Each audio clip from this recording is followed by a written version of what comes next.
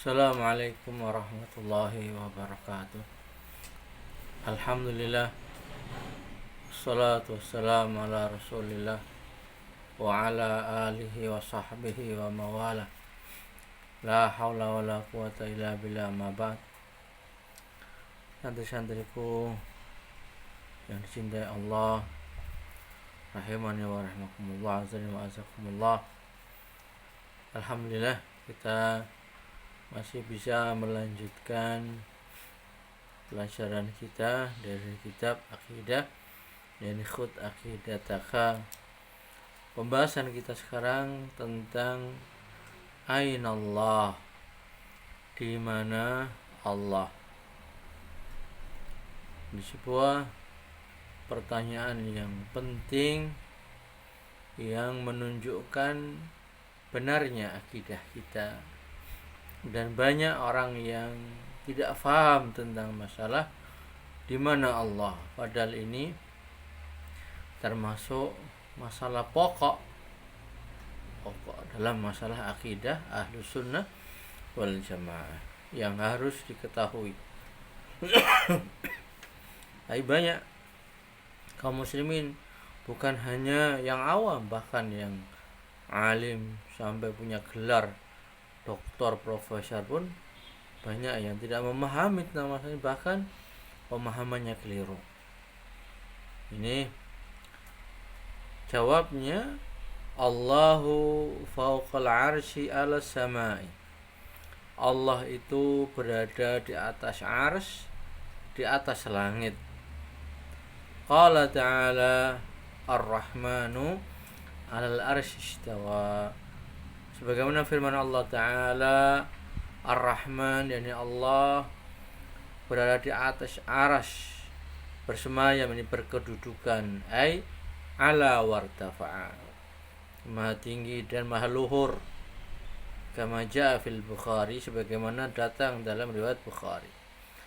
Ada yang mengatakan Allah di atas langit, Allah di atas arsy itu bukan kita, bukan Rasulullah, bukan siapapun, tapi yang memberitahu adalah Allah.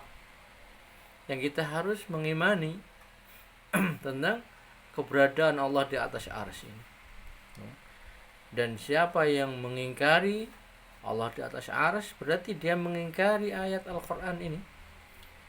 Dan mengingkari satu ayat Al-Quran bisa menjadikan kufur seorang kalau dia yakin akan penentangannya kepada Al-Quran itu.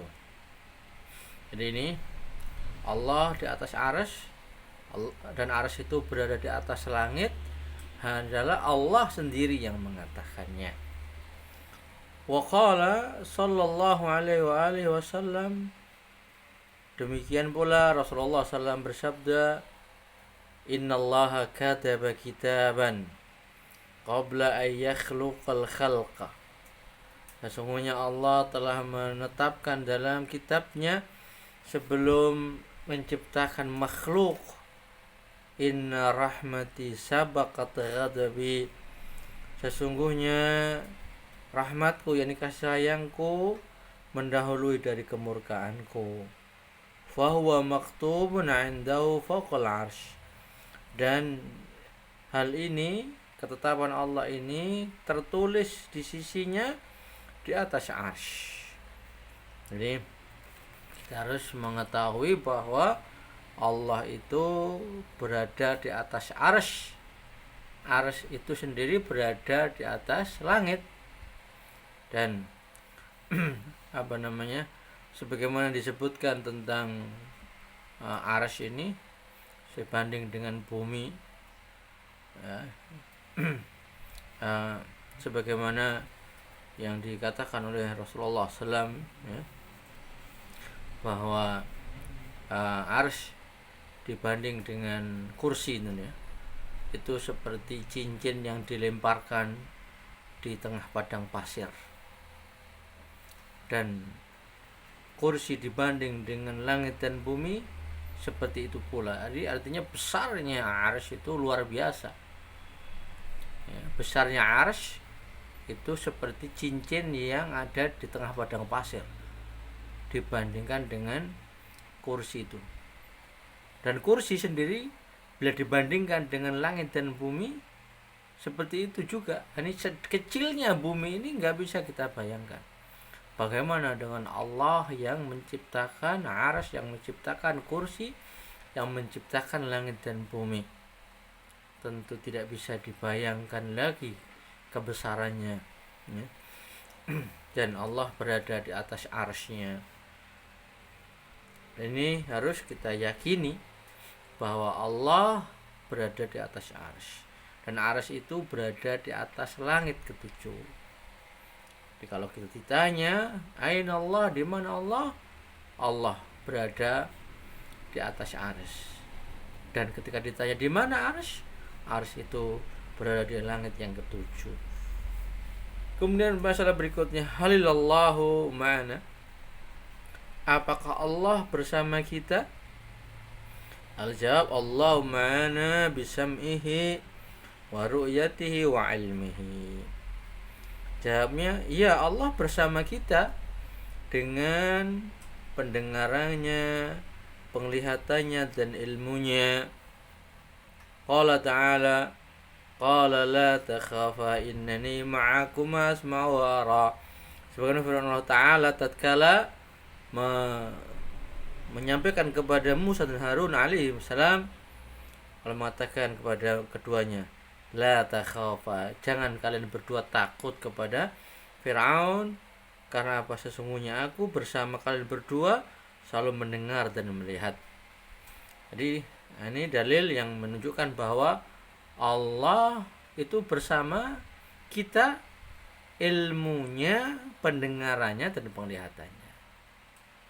Sedangkan zatnya itu di atas arsy, di atas langit. Jadi Allah bersama kita dalam hal mendengarnya, melihatnya, mengetahui dengan ilmunya, kita terus bersama kita dimanapun kita berada. Tapi zatnya Allah itu berada di atas arsy. Demikian pula wa qala sallallahu alaihi wasallam, innakum tad'una sami'an qariban wa huwa ma'akum, ai bi'ilmi. Demikian pula sabdanya Rasulullah SAW, sesungguhnya kalian itu berdoa kepada zat yang maha mendengar, yang dekat, dan dia bersama kalian, yaitu ilmunya. Jadi yang bersama kita itu adalah ilmu Allah, pendengarannya dan penglihatan Allah. Sedangkan zat Allah berada di atas arsy, tidak di mana-mana. Yang di mana-mana itu ilmunya Allah, pengetahuan Allah kepada kita. Gak ada yang terluput sedikit pun diri kita ini dari pengawasan Allah Subhanahu wa ta'ala. Ini harus kita yakini dengan sebenar-benarnya. Kemudian, mahia faidatut tauhid. Apa faedahnya mempelajari ilmu tauhid itu? Al-jawab, faidatut tauhidi yal amnu fil akhirati minal azabi wal hidayati fid dunya wa takfiriz dzunubi. Faedahnya tauhid itu ialah mendapatkan keamanan pada hari akhirat dari azab, dan mendapatkan petunjuk di dunia ini, serta terhapus dosa-dosanya. Qala ta'ala, alladzina amanu wa lam yalbisu imanahum bidzulmin ulaika lahumul amnu wa hum muhtadun. Dalilnya firman Allah Ta'ala, orang-orang yang beriman dan tidak mengotori iman mereka dengan kezaliman. Zalim ini adalah syirik. Itulah orang-orang yang mendapatkan keamanan dan mendapatkan petunjuk. Jadi ada 3 disebutkan oleh Syekh di sini faedahnya mempelajari ilmu tauhid. Yang jelas, pertama, mendapatkan hidayah di dunia ini, mendapatkan petunjuk. Kemudian yang kedua, nanti di akhirat pasti dijamin keamanannya. Jadi dijamin keamanannya dari azab Allah. Kemudian yang ketiga, dihapus dosa-dosanya. Masya Allah, keutamaan tauhid, keutamaan orang yang bertauhid, atau keutamaan mempelajari ilmu tauhid itu mendapatkan 3 hal ini: petunjuk di dunia ini, keamanan nanti di yaumul qiyamah dari azab, dan dihapus dosa-dosanya. Demikian beliau qala sallallahu alaihi wasallam, haqqul ibadi 'ala Allah alla yu'adziba man la yusyriku bi syai'a. Sebagaimana sabda Rasulullah SAW, haknya hamba kepada Allah yang tidak menyekutukan Allah, ini yang bertauhid, supaya Allah tidak mengazabnya orang yang tidak menyekutukan Allah dengan sesuatu apapun. Jadi ini faedah yang pokok dari orang yang bertauhid itu, dia dijamin oleh Allah dijaga oleh Allah dan dijamin dari azab, dijauhkan dari azab. Dan tentu ini merupakan keutamaan yang besar, kebaikan yang besar yang didapatkan oleh orang yang bertauhid. Dan dosa yang paling besar, yang paling dimurkai oleh Allah adalah syirik. Allah betul-betul murka dengan perbuatan syirik itu. Bahkan Allah mengazab pelaku kesyirikan itu tidak hanya di akhirat saja. Terkadang di dunianya diazab, seperti banyak kaum-kaum yang menentang dakwahnya para nabi, yang mereka menyekutukan Allah, melakukan kesyirikan dari zaman Nabi Nuh terakhir sampai zaman Nabi Muhammad SAW. Mereka yang melakukan kesyirikan dihancurkan oleh Allah. Dan juga kita melihat fenomena-fenomena di zaman kita, mereka yang melakukan perbuatan-perbuatan syirik ini didatangkan malapetaka, bencana pada mereka. Mungkin dengan tsunami, mungkin dengan gempa bumi, dengan gunung meletus, dengan kebakaran, kebanjiran. Itu semua karena dosa-dosa orang-orang yang menentang Allah, terutama mereka melakukan perbuatan kesyirikan. Ini yang bisa kita sampaikan dalam kesempatan ini. Wa akhiru alhamdulillahirabbil alamin. Wassalamualaikum warahmatullahi wabarakatuh.